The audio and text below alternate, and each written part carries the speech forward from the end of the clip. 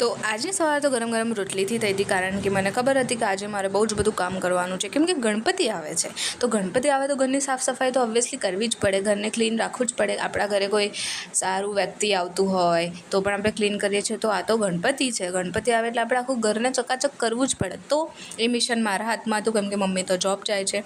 હવે મમ્મી મને એવું કહીને ગઈ હતી કે પહેલાં સ્ટાર્ટિંગ તારા કપડાંથી કર, અને મારા કપડાં ટોટલ 5 થેલા ભરાય એટલા છે. તમને વિશ્વાસ નહીં થતો ને, તમને હું બતાવું છું આગળ. જો આ લિટરલી આ બધા જ કપડાં મારા છે.